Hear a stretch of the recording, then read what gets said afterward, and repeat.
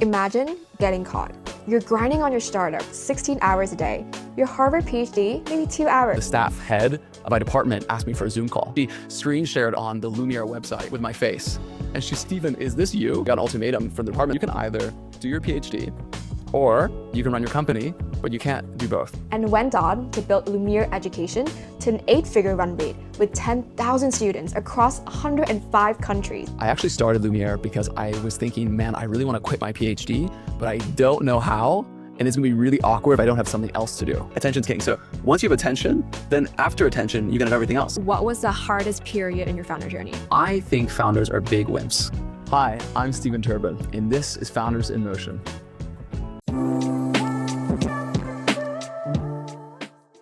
Quick thing before we get started.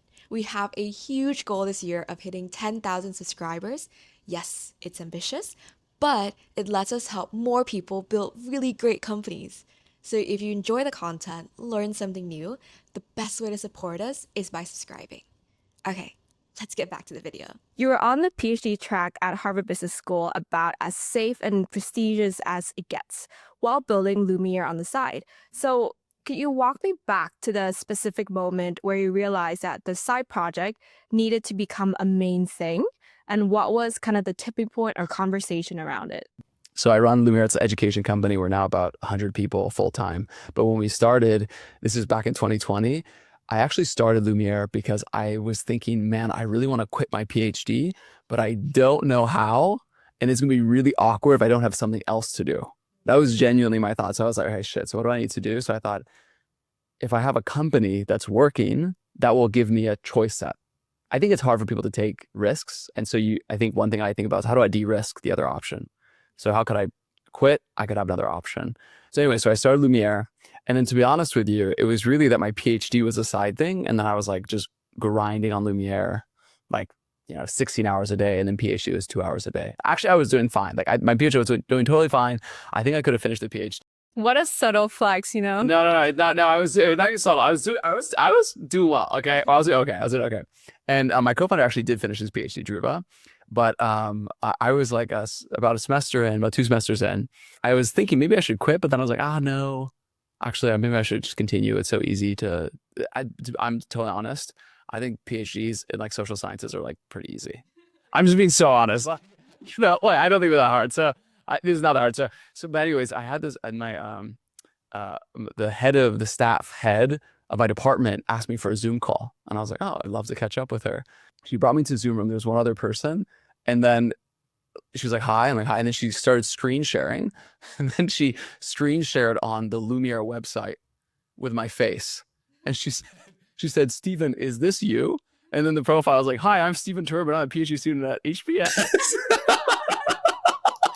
And I'm like, No. yes. Yeah, exactly what he can sound like a person to me. And then actually I got an ultimatum from the department. They said, hey, which I think is reasonable. They're like, hey, you can either do your PhD or you can run your company, but you can't do both, which is ironic because actually I was studying entrepreneurship. But anyways, I think that's fair. They give you a stipend. And so it was a great moment. At the time, I felt kind of bummed, but it was an amazing forcing function for me. And at that point, I realized I just love doing this startup thing. And Yeah. I actually really like research. My dad's professor, business school professor.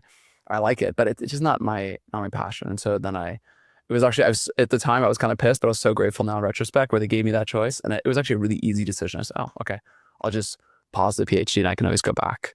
So when you came back to tell your family and friends, and you also moved to Vietnam around the same time? I was already in Vietnam As at you that were time. already Yeah. in Vietnam. I was already in Vietnam at this point. So what did your parents think of it? Because your dad also was Dad's a professor. Yeah. I have the greatest parents on earth. They are so chill. And my parents are from Hawaii. Everyone in my family's from Hawaii. Maybe that's why they're so chill. Dude, they're so chill. And my dad's super smart, super hardworking. So is my mom. But in Hawaii, the coolest thing to do is to be really good at pickleball. That's the coolest thing. Okay. Pickleball. Yeah. Or like surfing or whatever. Yeah. Like that's cool. Whatever you do in your job doesn't matter that much. So I told them and my parents were like, oh, like, that's great. That's great, honey. That's great, honey. Yeah, they were so supportive. They were like, that's whatever you want to do, I love that. So for them, I don't think it mattered at all. I think for me, it mattered a little bit. It was a little bit of identity change. but I did it because I wanted to change the identity. You spend so much of your life in a very structured academic setting, and then obviously going down the research track, like it's quite an academic feat. Like, how did you switch from the research scientist brain over to like founder startup brain mindset? So I think people think of researchers as like kind of like just nerds who are good at school. And some are, and a lot are, to be honest, but they're very similar to entrepreneurs. The three groups are very similar are researchers, entrepreneurs, and artists, because they're all trying to create something new from something that doesn't exist before. Like they're creatives. All three are creatives. I used to work at McKinsey. That's very different than being an entrepreneur. And that's very different than being a researcher. But actually the researcher entrepreneur brain, I think is super similar. You're creating experiments, you're trying things out, you're learning for a job. So I think of them as almost identical. And I think actually for my dad, when I became a PhD student, I realized, oh my God, my dad is like a prolific researcher. He has like 30,000 citations. He's like top, he's crushing it. This guy's such a dork. He's such a dorky dude. It's just my dad. But I realized, I think my dad, if he had been an entrepreneur, would have also crushed it. And he was just using the exact same energy, but to be a researcher. So I think of them as extremely compatible. The issue, I think, is that sometimes PhD students, and this is true for people like, consulting or really anything, you get caught up in the system and then you start optimizing for like, oh, how do I get tenure? Or how do I get this like publication, this tier one? That's lame. That's a useless skill, I think, outside of that context. But the learning skill, I think that's quite useful. Okay, so a lot of people have ideas for education startup, probably one of the biggest segment of the market. You decided to focus on PhD level research for high schoolers, which is a little bit niche. It's niche, it's nerdy, yeah. So why start there? For me, I felt like it was such a good fit. I was a PhD student at HBS. My co-founder was at Oxford. He's doing his PhD. We both studied at Harvard. We like I really get that hustling high school kid. I was that kid. I don't know if you must have been that kid. You're at like. No, I was like the chillest kid, You were chill. Okay. You don't seem that chill.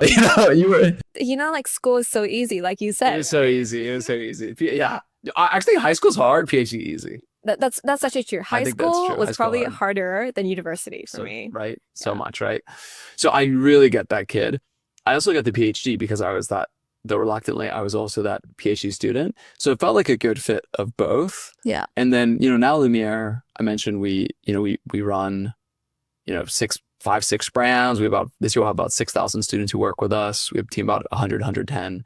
So now we've expanded a lot, but we started with a very like small niche, which is a really good fit for us. And now we have a lot of other players in that space, and that's great. But for us, it was an easy fit because I had no skills, right? I was like a PhD student. A lot of people are in this space are trying to do something quite similar. Yeah. How do you guys think about like standing out? Education is so easy. Okay. It's so easy. People who start education companies are mainly educators. Mhm. I love education. Like my dad's, I care so much about it. On average, educators are not like cutthroat private equity dudes. They're not like the top, like they're not like my college roommate who's like grinding on AI startup. Okay. They're just like nice people who care about students, who are like so friendly and happy, like that's the vibe of the average educator founder. Yes. So I first of all be that, like have that education focus, but then just have some like chops in terms of like getting stuff done. I think actually it's really not a super competitive market, but I think there's 2 mistakes you make. One is you become too much the educator. You don't think about building the business. And the second is that you become too much the private equity dude. And then you're just like, you think of students as just like cash signs. And that doesn't work either, because family, you can feel that. You can feel when someone's just trying to get a buck from you. Education is all about trust. So when you guys started Lumiere, you were in your early 20s selling a premium academic product to parents. Did you ever get any pushback because of your age or because of your lack of experience? And then how did you convert them? Yeah. Well, I have like I'm like super down to tell truths that are like not like on the surface are true, but like actually are true, but they're like kind of like not what someone asked the question. So people would ask me early on, like I remember my very first 6 months doing Lumiere. We grew a lot in the first 6 months. I remember people would be like, oh, hey, how long have you been running Lumiere for? And the answer had been like 84 days. Mhm. But then I had started like 3 cohorts. We had like launched cohorts. And I was like, oh, we're on our 3rd cohort. I would just like reframe it, I'd be like, oh, we're on our 5th cohort or something, sneaky. I would never answer their question, Yeah. or I'd be like, oh, how old are you? I'd be like, oh, I graduated a couple years ago. That's a great question. I've been guiding students for 5 years, whatever. Like I just reframe it.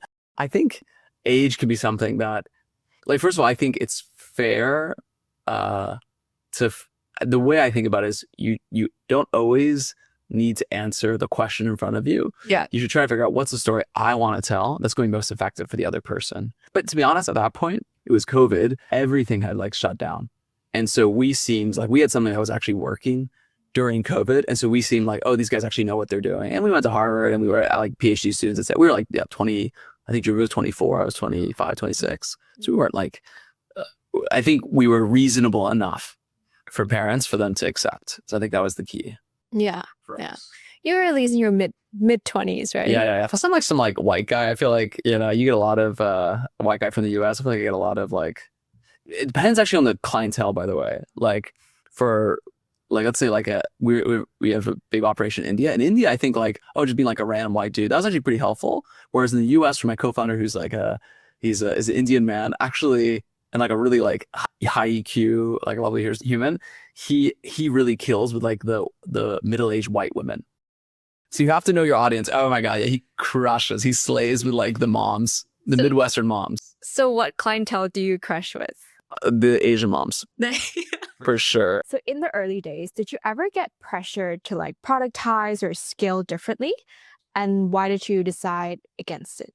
For me, I thought it was tempting, but I really know myself. And one thing, or I don't know, I think I know myself. And at least one thing I think that's true about me is I really like to have autonomy. I like to be able to call the shots. I actually don't perform well when someone tells me what to do. And I felt like having an investor or someone buying me, I would suddenly have a boss. And I really don't like having a boss. I think I'm an A- entrepreneur, but I'm like a C- employee. I like so bad. When I was at McKinsey, I was not good. It's like genuinely not good. I'm sure you're like way better than me. So It's like I don't do well with authority, right? I don't do well with authority. I genuinely don't. I bristle. So for me, being a bootstrap founder allowed me to kind of control my own destiny. But also I think for the type of company I run, for some companies, like really pure play tech companies, you have this like economic model where you put a lot of investment up front and then a lot of the returns come year 4, year 5. But if you're running a company that has good margins, that makes money, and doesn't have the upfront costs, I just don't think you need to raise money. And you actually build a better company as a result. So I think that's the outcome. I also do think like yes, different type of businesses, like some are not the best for fundraising. For sure.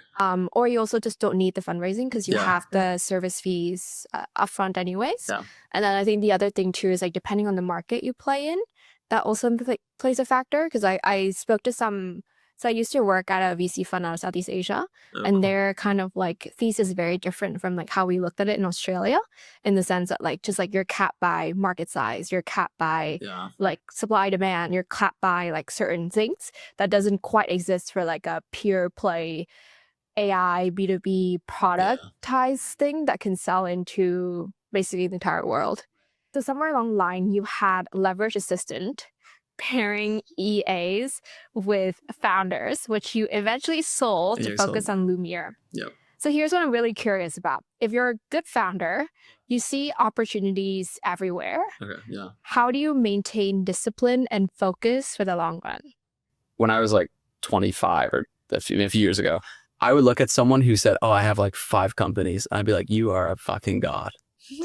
How do you do it? You fucking like, I bow at your feet, sir, And now I look at that person, I'm like, you are a fucking idiot. Yep. You're so dumb. Why are you doing that? Because what I learned, so what happened, just a quick story, is that I ran Lumiere for 3 years. We grew a lot. I think we were like 50 people at that point. And I saw this opportunity. We hire globally, like mainly in APAC. And I thought, oh my God, I'm so good at hiring. I crushed it. I'm so talented. And I saw other people doing it. This is literally my self-thought. I'm just be honest with you. This is what I thought. I was like, and these other guys running these like assisting companies, these are idiots. They're based in the US. They don't get it. I get it. Yeah. And so I was like, I'm going to go start this company. And I started it and it was okay. It worked okay. But I was doing nothing well. I was like, that company was doing okay. And then Lumiere didn't have my attention. So it was doing fine, but it wasn't doing as well as it could, to be honest. And it took me about a year to realize how stupid I was. And I was just being arrogant. I just thought, oh, because I did one thing well, my shits smelled like gold. So I could do anything well. But actually, no, heads out, I just spent a lot of time on that first thing. And now I just had split attention. So I eventually sold that company. In fact, for not much, by the way. It's not like some amazing stuff. I just sold it. So there's two things. I think one, for me, actually, I do like new stuff. So I have to focus that energy around new things towards an existing product. So like, for example, for me with Lumiere, we're an education company. I'll let myself start education companies because they fit inside the Lumiere umbrella. That can provide returns for us. Yeah.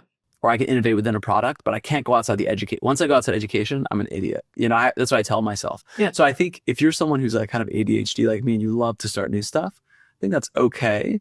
But you have to scope yourself down. And what I did with the assistant company was dumb, because I went from like, I had this great education company and then I started an assistant company. That was stupid. So that was such a rookie mistake. And I hope I probably will make that mistake again in some other form, but I scoped it down a little bit. So you just want to know, like, what's the competence? What's the area you want to build in? So Lumiere has grown a ton over the last few years.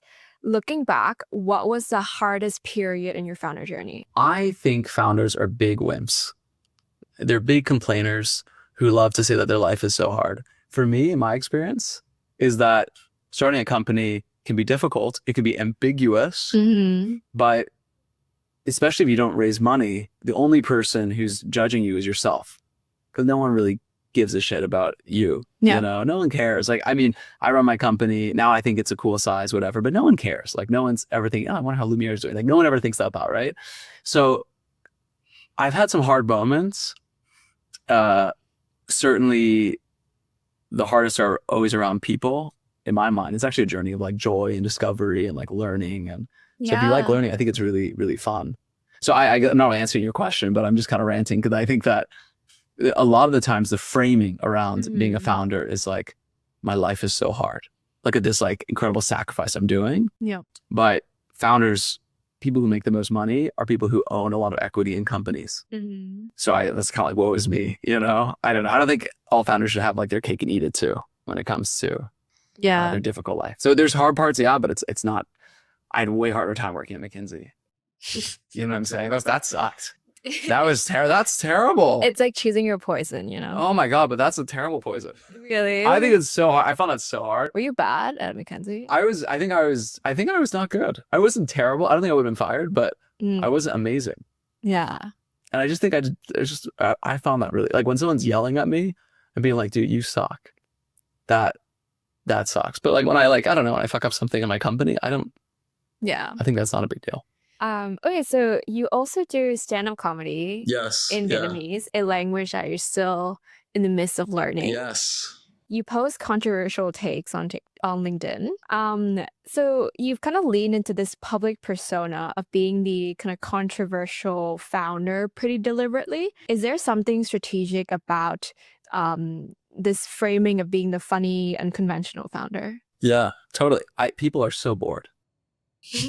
No, don't you think so? There's this amazing study. I'm probably gonna make up this study. I think it's a real study where I think it was Dan Gilbert, where the study is that it's so funny. You put people in a room and then there's a buzzer, and then the researcher says, hey, this is for another experiment.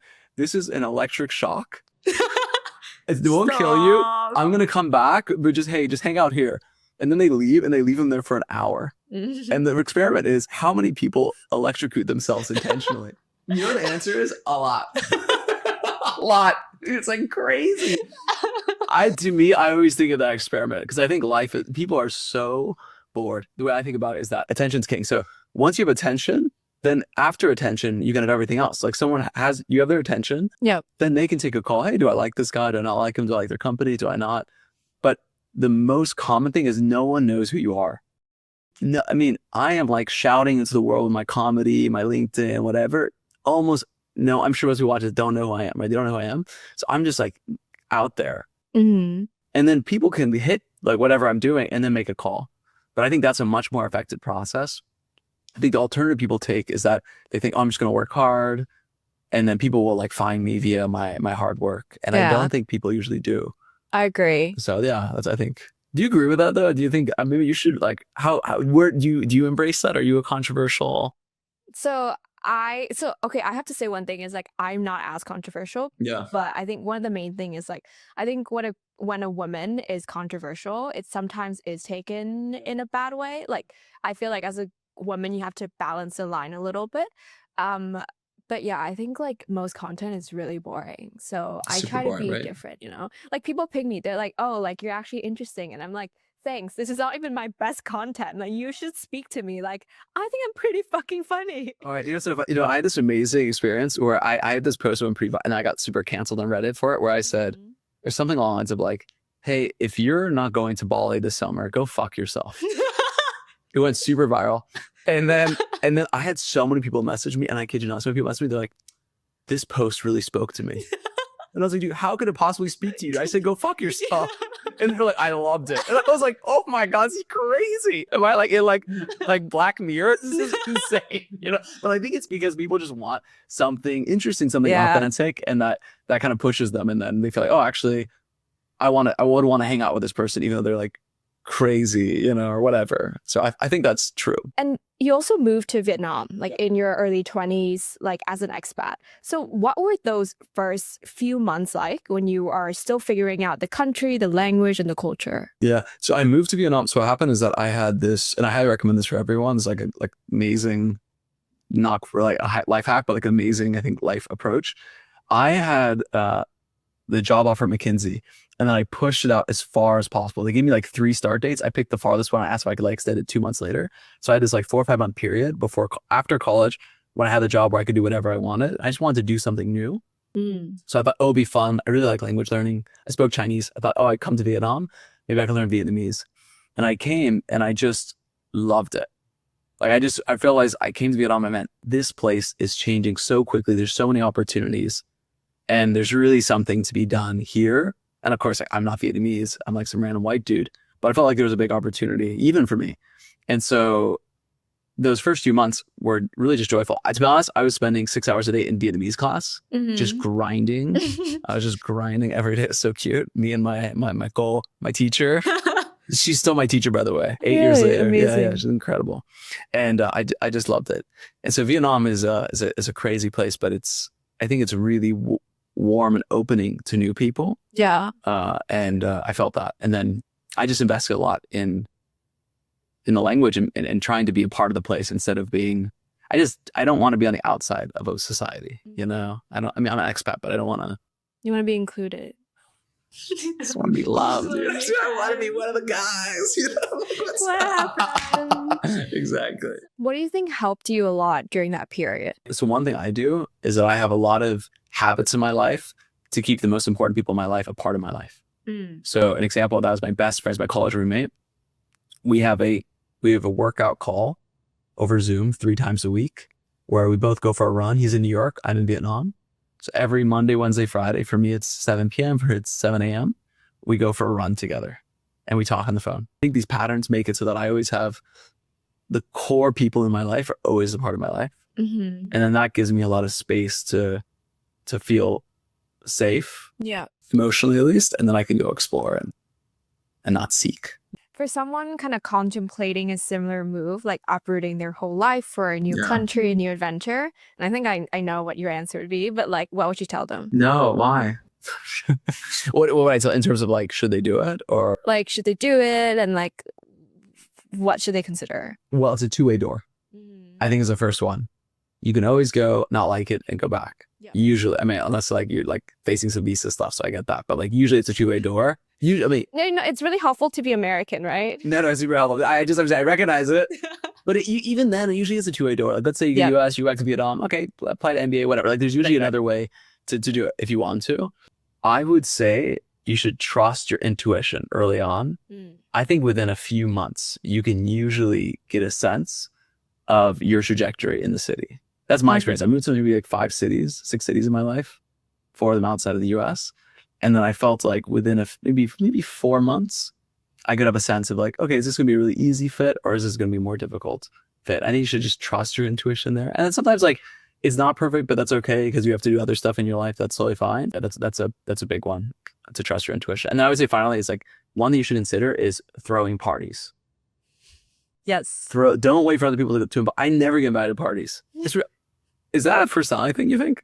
I rarely get invited to parties, but I throw a lot of parties. And so if you are the one proactively creating something, especially when you're new, be the one to create stuff. Don't wait for other people to invite you in, because you're just going to wait and it's going to be lonely. And I think if you force yourself, I'm just going to have a little dinner of 6 people, you'll find some, like maybe they're like C-list people. Maybe they're not like the perfect person. C-list people. You know what I'm saying? Oh, Like, elitist. no, I'm not saying like they're a bad person. I'm Oh, saying like they're like wow. a C-list friend for you. Like they're like not. You're not like, oh, you're my boy. But you're like, okay, you're fine. Like, you're like, you're gonna invite, and you might realize actually I really like them because you gave them a chance. You hung out with them, as opposed to like your just perception of them for 20 minutes when you met them at the gym or wherever you meet people. So Yeah. Do you still throw parties? I still their parties. Yeah, Wow. yeah. So I think So, guys, everyone ping Steven to get invited to it's, his party. yeah. Now it's B-. But he will rank you. I will rank you. So you have quite a public persona. When people meet you for the first time after following you online, what's something that would shock them about the real version of Steven versus the social media one? I mean, I think on LinkedIn I cuss a lot, and in real life I think I cuss like a little bit, but it's not like a huge part of. I'm not that aggressive. I'm actually not that aggressive of a person when hanging out. I actually usually, this is obviously interview setting, so I'm talking a lot. I usually ask more questions than I speak. I usually don't talk that much in a group setting. You do ask a lot of questions, I have to admit. Oh, okay. Let's go. No, but I think that's a big difference. I think on social media, social media is, you end up like optimizing for that algorithm. Yep.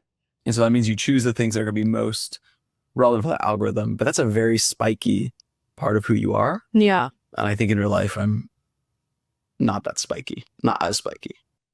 Okay, and then if you had to give one sentence of wisdom to the Steven of 5 years ago, when you're still young and naive, what would it be? I think the big thing I would say is you should lean into the things that create a sense of belonging in the place you are. That took me a couple of years in Saigon. So I live in Saigon. I've been there in Saigon for about 6 years. My first 3-4 years, I was running this kind of global company. And I wasn't too connected to the city, even though I had lots of friends and whatnot, but my life wasn't too connected. Yeah. And then the big change for me was when I started doing stand-up comedy in Vietnamese. And that made me join a group that is rooted to Vietnam. And that really changed my life, I would say. And it made me just feel like a lot more connected to this place, because I knew that I could move, but I could never move that part of my life with me. And it created a cost. And I think when I was a bit younger, I was afraid of those costs. I didn't want to reduce my optionality. But now I think actually when you force yourself to be in a place or to be in a position or with a person, whatever, you usually create more meaning in your life. So that took me a few years to realize. I wish I had learned a bit earlier, honestly. So like, how would you recommend other people to create that sense of belonging that is like in their own settings? To not think of yourself as being temporary. Because I don't think it's that helpful. You might be temporary. We're all temporary, right? We're all going to die. We're all going to end up, something's going to change our life. Yeah. But I think the mindset is not super useful, because you end up not investing in things that then accumulate over time. Yeah. Relationships, in my case, language. I think a really clear example of this is in Vietnam. Most foreigners don't really speak Vietnamese. Yeah. A lot of them have been there for 10, 15, 20 years. And I think, man, that has to be from a short-term mindset. And I get it. If like every moment you're thinking, should I learn Vietnamese? At every moment, it's not the right moment to learn it, but it's a really short-term outlook. Yeah. And then I think they end up having a less rich life because of it. So I think that's the suggestion I would make. It's more about the mindset of thinking about the long term. Yeah. Cool. Well, thank you, Steven, for coming on the show. I had a great conversation and so many good hot takes. Yeah. What would you say out of 10? Rate you? Yeah. You're like 100. Okay. Like off the freaking charts, right? Yeah, that was so genuine. I so appreciate that. I think it was so fun. I really enjoyed it, and I hope it's useful. That's a wrap. If you like this episode, please hit the like and subscribe button. It helps us bring on more awesome guests, love our production, and bring on new series you'll want to watch. And if you want to hear more early stage builder stories, check out our other episodes. Okay, see you next time.